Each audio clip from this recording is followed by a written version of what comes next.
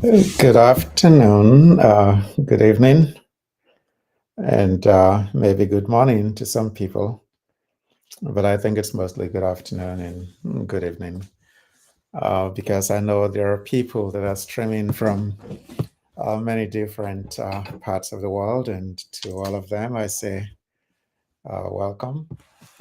And I know also that we're live streaming on Facebook and YouTube. And this is a very important conversation today because what we are going to be talking about is building confidence uh, to overcome social anxiety. But my focus for that will be on exposure as a way to build confidence, as a way to overcome social anxiety. There are, of course, many different ways to do that. And one of those ways that I think is really important, and I am not going to say that it's very easy to do, but what I'm going to say is that it is important. Anyone can do it with great practice because it doesn't take one day to build shyness. It doesn't take one day to build social anxiety. Therefore, it takes more than one day. It takes more than one day to overcome social anxiety. The question really that many people may want to ask is what is social anxiety? But the reality too is that social anxiety is something that is really not just easily defined, but it's also something that most people know because we live it. When we have this fear of facing social situations. Ordinarily, it will be called shyness, but shyness is just a small part of it. It's really very extensive, and as a psychotherapist, I would say to you that it is not something that we diagnose that uh, easily. It's not something that we diagnose very quickly. In fact, there is nothing that we diagnose without much thought because there are many things that we look at if we are going to diagnose any condition that we treat as psychotherapists. And social anxiety is no different. In some cultures, and one of those cultures is one that I come from, we teach children to not to just stay silent, don't speak up, don't say anything. But then what happens is that as the child gets older and gets to a point where they begin to confront social situations, sometimes it can be difficult to actually face those social situations without any kind of anxiety. And so you are going to go out, or you're in the classroom, or you're in the workplace. It is time for you to make a comment about something, and then you can't even speak. Your palms are sweating, you are sweating, you are shaking, and you think that people are going to judge you, even if they may not judge you. You think that people are going to judge you. And so social anxiety develops and just gets worse over time unless there is some intervention. And so, what I plan to do with this conversation is to also just talk about it generally, but not only talking about it, but also giving some strategies for how to deal with it. But the strategies that I am going to give are actually focused on what in my work we'll call exposure therapy. And why would I do that? Because it is important for us to understand, and there is no question about this, that we are always going to interact with people in social situations.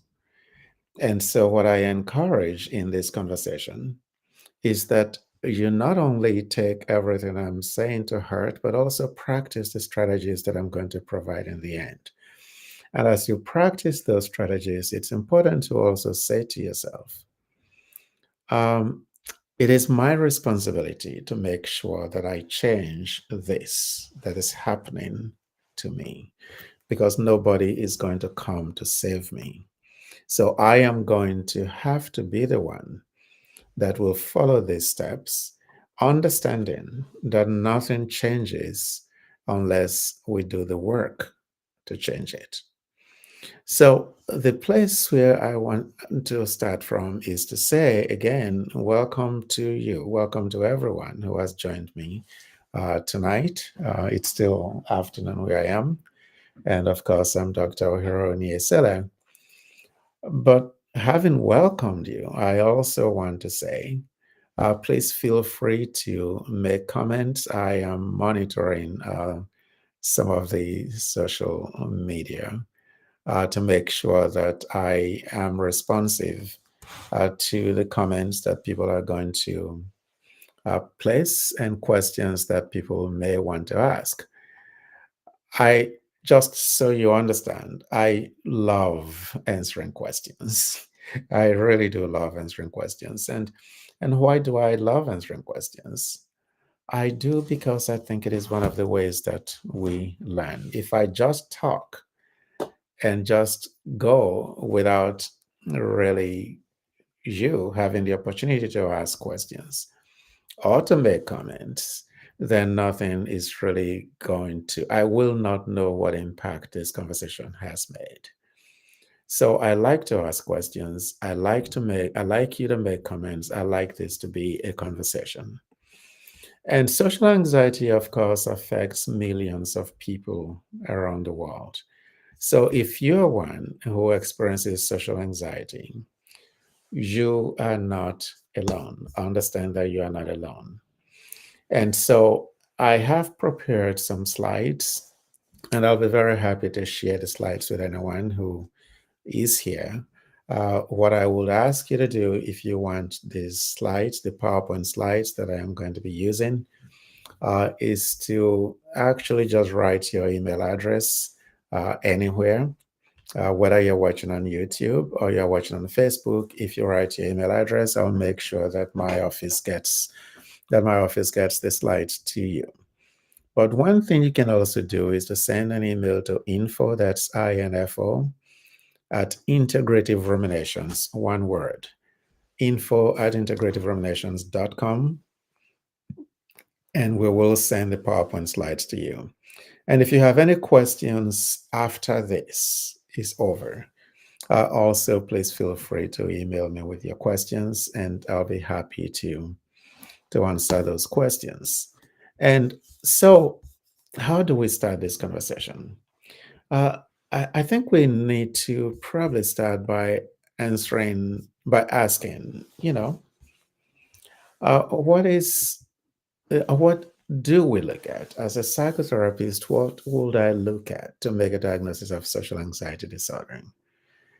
And if you look at these, you will find that a bunch of them do apply to many of us. So remember that I said that millions of people around the world experience social anxiety. It is not just being shy. Being shy is one thing. And I'm speaking to you as someone who, as I said, I grew up in a society where you are raised not to speak too much and in public, just maintain a certain kind of decorum that's almost tantamount to being seen and not heard. So I'll tell you that when I left my country of birth, and of course another country, and I came to the United States, and I was in graduate school, and I will know the answers to every question that the professor was asking, but I will stay quiet. I wouldn't say anything because I was afraid that I might, not necessarily that I'll say the wrong thing, but of course that was part of the fear. And I recall very clearly one professor saying to me, and actually writing it on my paper at the end of the semester. She wrote, "Well, yours was an A plus paper, But I chose not to give you an A plus because you were not saying anything in class. You were not contributing to class. You were just there.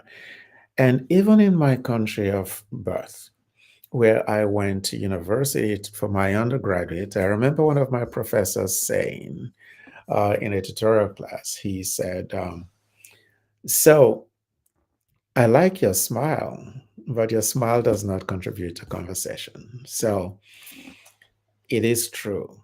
Unless you say something, unless you speak up, nobody is going to know what's harbored in that beautiful mind that you have. Because the beautiful mind that you have, that we all have, or most of us have, really, that beautiful mind does not contribute to anybody's growth. But when we are going to make a diagnosis of social anxiety disorder, we look at the following characteristics. Is this person reporting marked fear or anxiety about one or more social situations? I don't eat in public because I'm afraid that I'm going to mess up. I don't speak in public because I'm afraid that I'm going to be judged. Is the individual afraid that he or she will act in a way or show anxiety symptoms that will be evaluated negatively by people that are present? Is the social situation almost always one that provokes fear or anxiety? Remember those keywords, almost always. They are important because, as I say to my students, one symptom does not a diagnosis make. In other words, that the person is afraid or gets anxious sometimes because they're thinking of something does not necessarily mean that they have social anxiety disorder. And sometimes one can have a specific phobia, which is phobia to just something specific. That is, I have a phobia about going into a cave. That is not social anxiety. It is specific phobia. Then the fear or anxiety has to be out of proportion to the actual threat posed by the social situation and to the sociocultural context. We look for that. For example, if I know that someone is out in the streets with a machete, and in Africa they call it cutlass, if I know that someone is out in the streets with a machete, or someone is out in the streets shooting people, is my fear of going out there within proportion, or is it out of proportion? It is completely within. It's appropriate then not to want to go out there. That is not social anxiety. But we also have to make sure that it's time limited. So I'm saying this because if you or someone that you know is experiencing these, it doesn't mean, let's say they just started experiencing these in the past week or started telling you about it 2 weeks ago. It does not mean that they have social anxiety disorder, unless it has lasted for 6 months. Unless it has lasted for 6 months. So if it has not lasted for that long, it is not a major concern for us in a clinical setting. So the fear, anxiety, or avoidance must be persistent. And it has to be such that it is of clinical significance, which means that it has to cause impairment in somebody's functioning, social, occupational, or in important areas. For example, they are not going to work, or they are not doing their work really well because they are afraid that they are going to be judged, or they are staying at work, um, you know, and not having lunch in front of other people. And so their functioning is impacted in some ways. So those are what we look at. So why is it important for us to have this conversation? It is important because Well, there are many reasons why it's important, but I'll just focus on two. One, avoidance maintains anxiety. As you're avoiding situations, the anxiety over those situations increases. Whereas facing the fear that you have reduces the anxiety. Anxiety and avoiding the situation actually reinforces the fear that you have. So I'm saying all of this to say that one major way to deal with social anxiety is to become bold. It is to become bold. And so, which is why my focus today is mostly on using exposure to conquer social anxiety. In other words, confronting your fears. We can go over many other reasons why it is important to have this conversation. Think about the fact that and social anxiety can also make you lose opportunities. Many opportunities for jobs, opportunities for money, to make more money. Those things you can all lose because of social anxiety. That's why it's important for us to have this conversation. So, what are the common triggers for social anxiety?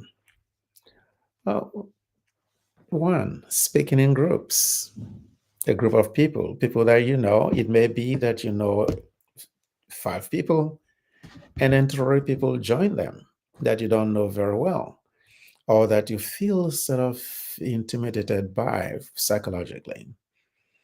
And so you are afraid to speak in those groups.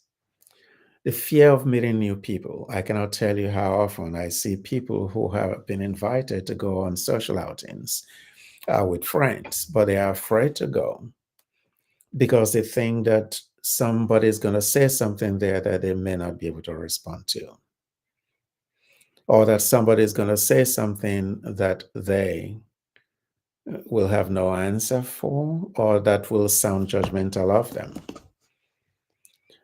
But the reality is, and what I always say is that have you considered the fact that there may also be someone from that group who is looking forward to meeting you and will be excited to meet you? Or someone from that group who is also feeling intimidated about meeting you. In other words, think of yourself always as important, as an important member of the group, an important member of that association that you are going to be in. So think of those things, and then there are people who are just afraid to eat in public,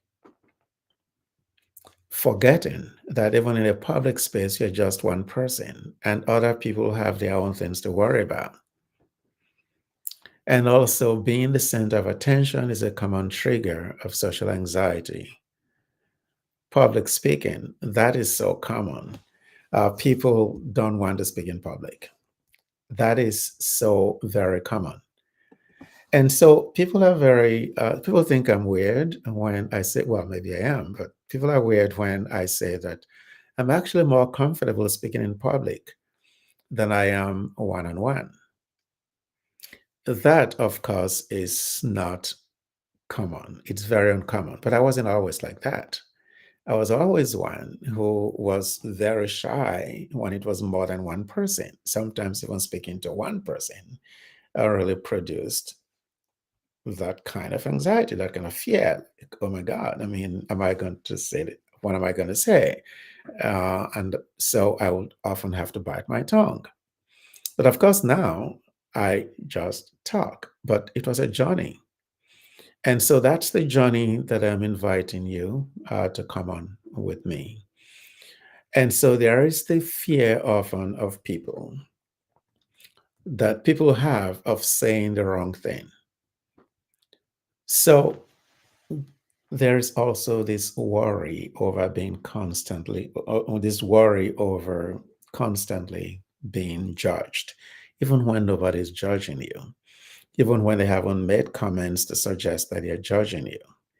And then there is comparison of oneself to people who are louder and more extroverted. I thought I should write that because people tend to think that they have to be like someone else. But that someone else is someone who is loud and just extroverted, perhaps by nature. But being loud is in many cases rude as well. So to conquer social anxiety doesn't mean that you should become rude. It doesn't mean that you should just be loud. It means that you take on some form, some quality of being extroverted outside of yourself, but not to compare yourself with people who are naturally extroverted. The challenge is to be yourself. Be yourself in this journey. Just be yourself. And you can be yourself by still doing everything we're talking about. You don't have to be loud. You don't have to be challenging of other people. The only person you need to challenge is yourself to make the change that you need to make. So, what is this exposure that I speak about? Exposure is actually a technique that involves gradually and repeatedly facing the situations that you fear. Facing the situation that you fear. Remember, I talked about being bold. So the goal ultimately, as you conquer social anxiety, is to make sure that you reduce fear over time. As I said, social anxiety does not develop over overnight.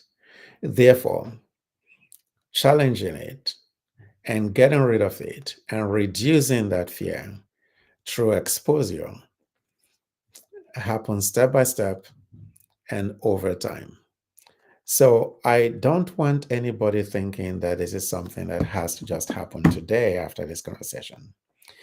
And I specifically use this image here on this slide because if you think of the sun produces light. It is bright. That brightness is important. Even if we are going to reach for the sun, it takes time. You can climb and climb and climb. The best you can do is to get closer and closer. And so with social anxiety, what we can do is to work our way toward it. I want you to take down some keywords. Number one, this is one of the first ones that I want you to take down. That boldness is a skill. Boldness is not just something we're born with. Boldness is a skill that you develop on this journey of conquering social anxiety. And it grows with practice, which means that even boldness itself is a journey. We can begin the process of acquiring boldness, but it builds, and it doesn't just build on its own. We have to practice it. So the key is to start small.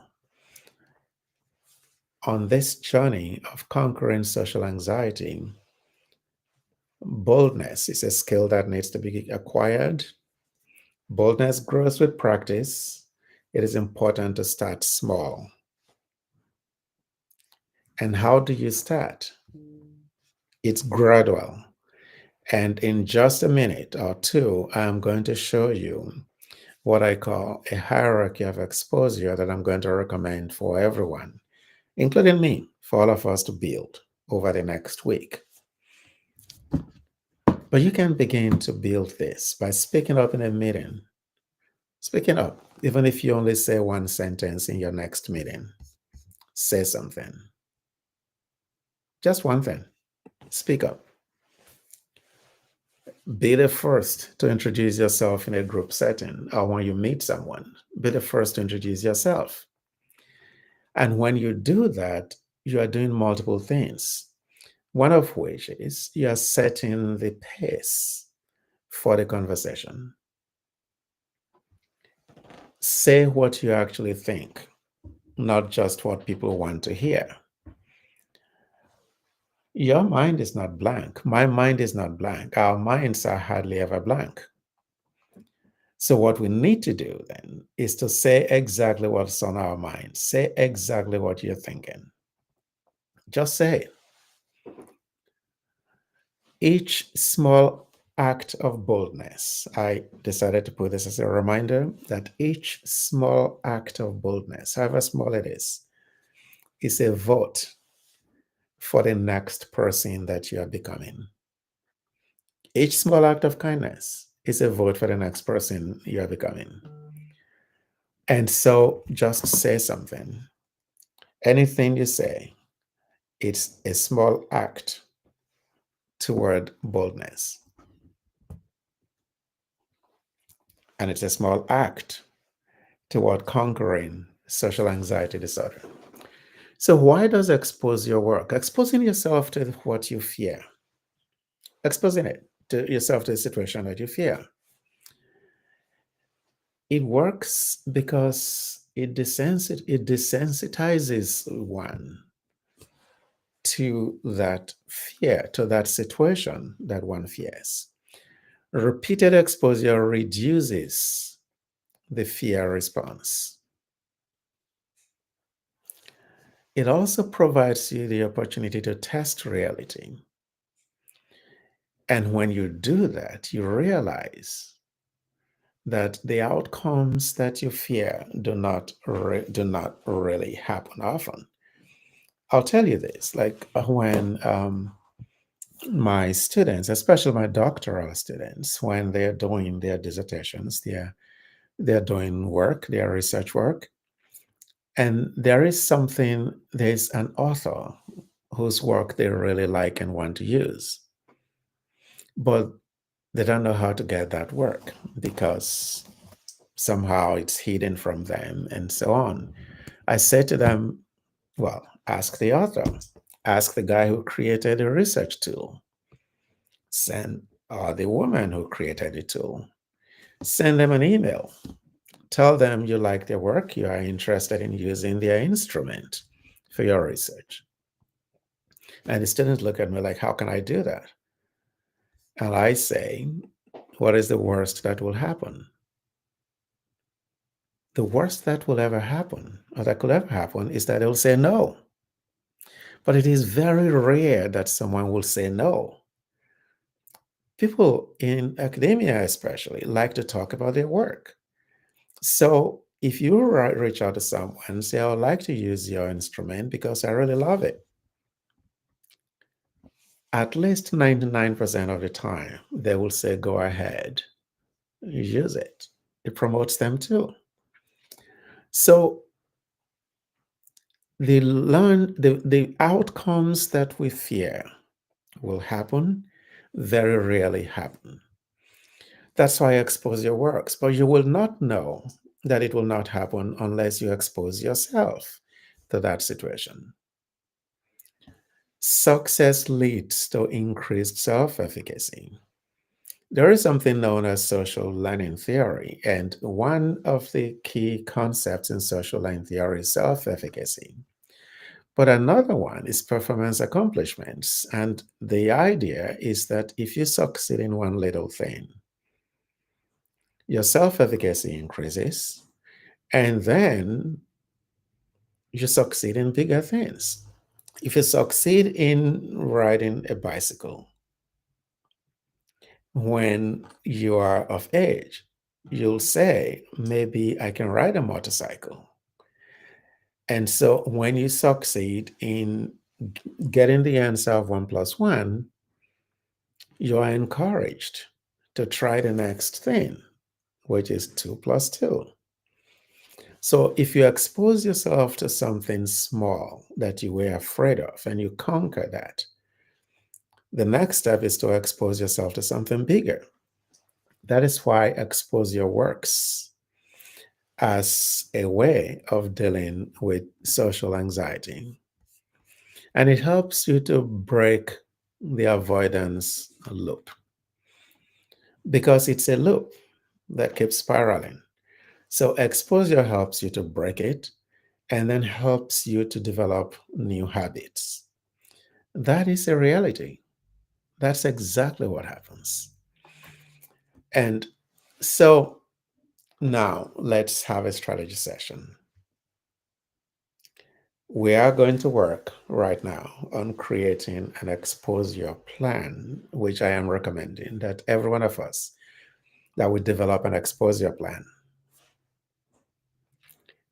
And remember what I said as you develop this plan. Be bold, speak up, change the narrative. And there are many ways to change a narrative. One is by speaking to yourself. If I go to that place, I will not do well because I will be judged. That's what your mind is saying. But what you can say to your mind in return is, what if I'm judged? What is the worst thing that can happen? What if I'm judged? Another thing you can say to yourself is, but what if I'm not judged? If I'm not judged, what if I'm not judged? But I won't find out if I don't go. Period. And the other thing I said, remember, is start small. Small. If what you are afraid of, for example, is going to a carnival, going to a big carnival, start by going to a small one. If you're afraid of is you go to a carnival and you get on a ride that's stomach turning. You start by going on a ride that is not that challenging. So, to create your exposure plan, you need to list the social situations that trigger anxiety for you, the social situations that you're afraid of, and rate each social situation from 0 to 10 in terms of their level of fear. And then start with a low. Remember, I said start small. Start with the low to the mid-level items and work your way up from there. I know that some people are watching now who are also therapists.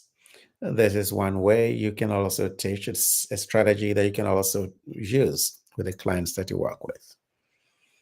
And some of us have friends who experience social anxiety. This is one of the ways that you can work with them, that you can encourage your friends. It's something to give to them as a gift to help them. And you gradually move up the hierarchy of exposure. So here is one that I have developed that I want you to just think about. You can say, this is my exposure therapies, my exposure hierarchy. So on the first day, this is what I will do.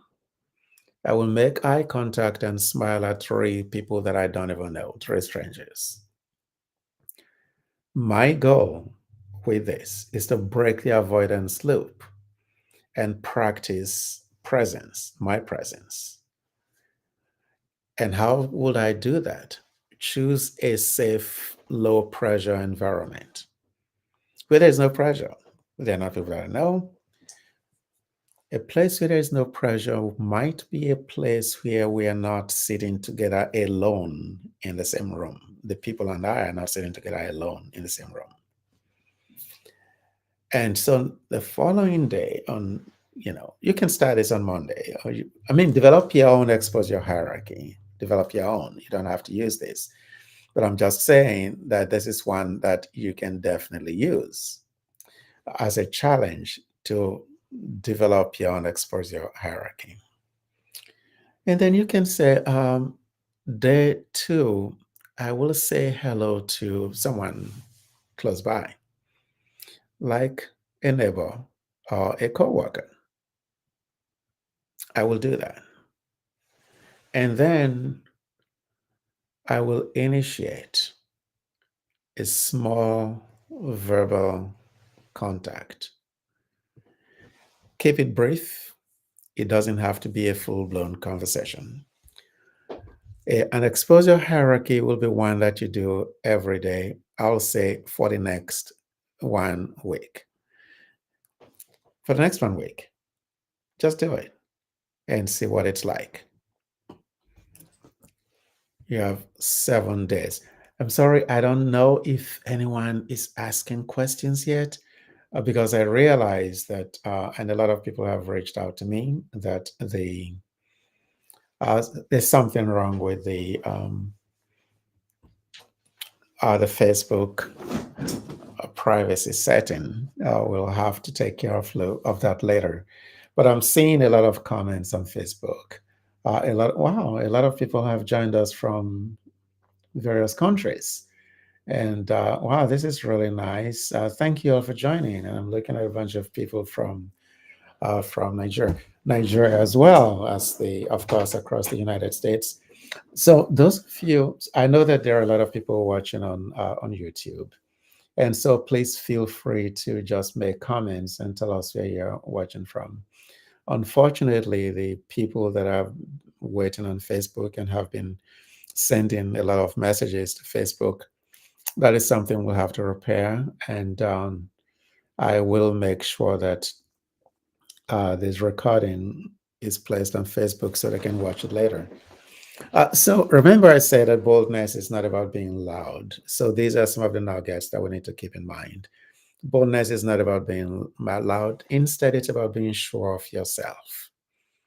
It's the courage to speak when you need to stay silent, to try when you are used to holding back. That is breaking out of that mold of holding back. Somebody wrote, don't you think that denying you an A in the paper you turned in because you weren't contributing in the class could cause social anxiety to a student, especially being an immigrant?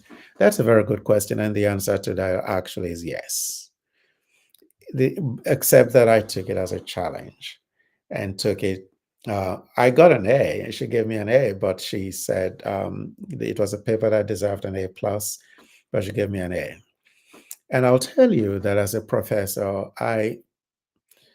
my students always talk about me putting them on the spot because I tell my students from the first day of the semester, I say to them, I turn my classroom into a community. And in my classroom, we look after each other and we have to talk as if we are family, we are community members. So if you do not speak, class will not end. And so I run my class in such a way that at the end of the class, I stop class. I stop teaching like 10 to 15 minutes before the end of the class. And I say to everyone, talk about what today's class was like for you. And so everybody gets to speak. And I tell you, very often I run into people at the time that they are graduating and even people who are practicing clinicians who see me and they say, thank you, because of your class, that's here I began to speak up. Because it is important for us to speak up. Because if you don't speak up, people don't know what you need. And so boldness grows with practice, as I said. You speak and you practice boldness and you get better. And confidence is not the absence of mistakes. Even the most confident person makes mistakes. Therefore, confidence is the resilience to keep going despite the mistakes that we make. I've said many times, start small, speak up, introduce yourself first, say what you actually think, reframe every awkward moment as a step forward. For example, oh, in that situation, I was tripping over my words. I just didn't know exactly what I was saying. And then change that sentiment to, as my Nigerian people, my African people will say, well, I tried. praise yourself. Did I give an answer to a question and that answer was wrong? Yes, I did. Well, in that process, I gained a new lesson. Now I know what the answer is. I spoke up and felt nervous.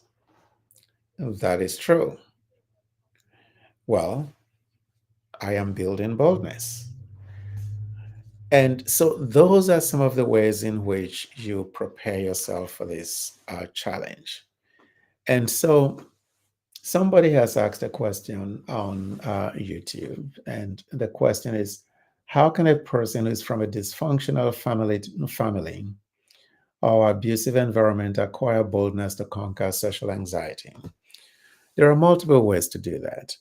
One way is to step back a bit and say, remember where I said change the narrative? That's exactly what it is. I come from an abusive family. I come from an abusive environment, but now I'm going to change the narrative of my life. I'm going to rewrite a new story. There is something in psychotherapy, there's an approach in psychotherapy that is called narrative therapy.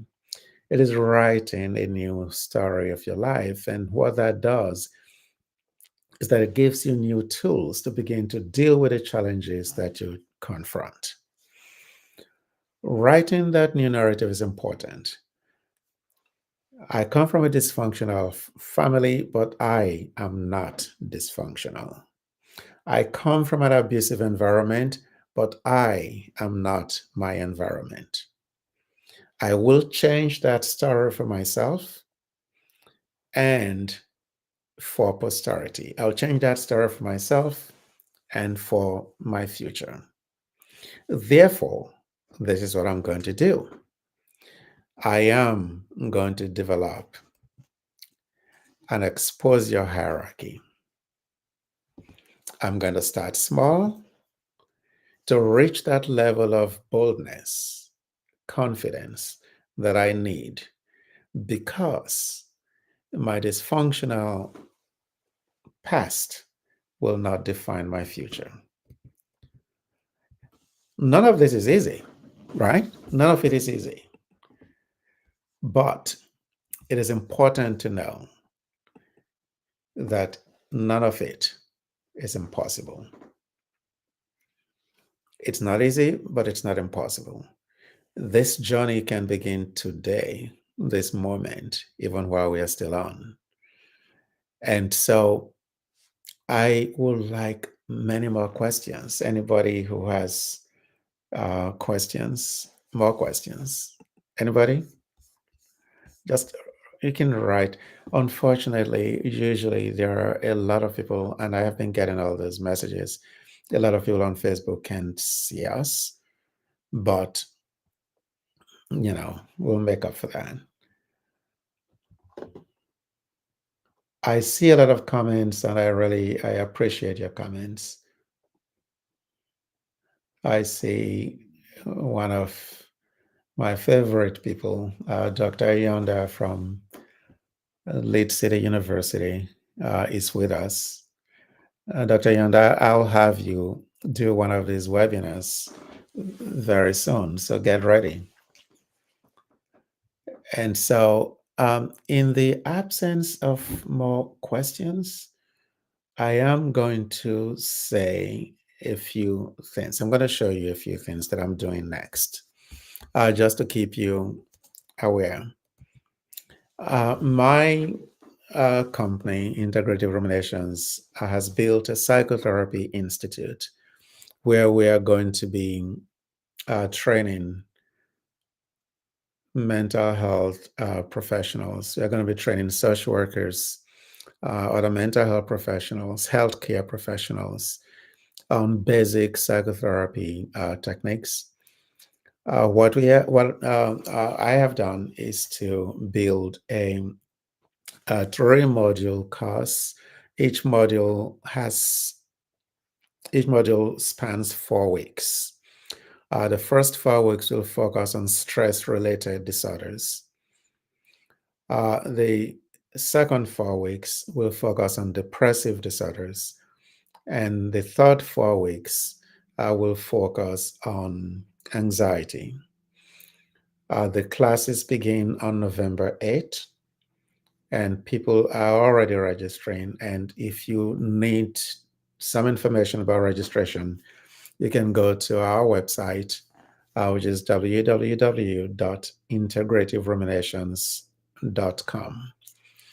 And so you can go ahead, you can register right there on our website. This is just something that announces it. Then in November, which is next month, I will have another webinar like this. And in December, I'll have another webinar like this. So classes for the Psychotherapy Institute begin again on November 8th. But people can register, can start every month. The first cohort will start on November 8th. The seats are very limited now. We only have a few seats. We only have a few seats. So it's important to register as quickly as possible. It's a 3-month course, and there will be a certificate when you complete it. And then on February 7th, I'll be at Preston Hotel in Ikeja, Lagos, where I will be hosting a mental health event. And Dr. Yonda, you don't know this yet, and I see that you're online, so I'm going to be inviting you. This is my official notice, first of all. I'm going to be inviting you to speak at that conference. That's on February 7th, which is just a few months from now. I'll be in Lagos doing that mental health conference at that hotel in Ikeja, Lagos. So if you need to reach me, you can reach me at my name, Oni-Eseleh, at integrativeruminations.com, or just info@integrativeruminations.com. So I see a notice, I see a message on YouTube from Dr. Egbunike in Nigeria saying, "Thank you, Dr. Hiro. I'm contributing this piece from Nigeria. Where does someone who is suffering from social anxiety get help in my part of the world?" That's a very good question. I'm not sure what the resources are in Nigeria, but I am going to be developing those resources. I am going to be in Nigeria, and I'm going to be also linking up with, I'm going to be providing some help in areas like this in Nigeria, and I will keep you informed of the work that of what we are building. As you will know, I will let you know all of that. And so Mr. Oko said, I want to ask a question, please. If someone's child is accusing of stealing, meanwhile he didn't steal, can he defend himself? Well, I am not sure the context in which you're asking that question, because there are, in fact, some children who can defend themselves. Then there are instances where they cannot defend themselves. The challenge is, do the adults believe them? Which means that if the child did not do the stealing, and there's an adult who knows that the child didn't do it, that adult should be ready to stand up for the child. There should be adults who are willing to believe children, because when that is not happening, we can actually go into a discussion of trauma, how trauma develops. And in some cases, it develops when there is no lack of adult support to defend someone who has been wronged, whether someone who's been violated in different ways. And this could actually be what some might consider a low-level violation, but depending on how this builds up, there is an adult that knows that this child didn't do it. And if there is such an adult, then that adult needs to speak up for the child. So is there another question that I may take? So Titilayo or Ladele, thank you very much for that comment. And so, yeah, Dr. Abuneke, thank you very much for your comments. So, in the absence of any more comments, I know that for people in Nigeria right now, it's 9:25 p.m. For people in Ghana, I know it's 8:25 p.m. And so I will release you to enjoy the rest of your night. And thank you very much for joining me for this webinar. I'll see you hopefully in November for the next webinar. And those of you in Nigeria, hopefully I'll see you at my event in Lagos on February 7. And those of you who are therapists here, you may want to register for the Psychotherapy Institute training. Classes again begin on November 8th, and I look forward to seeing a bunch of you there. Thank you very much for joining us, and have a good night.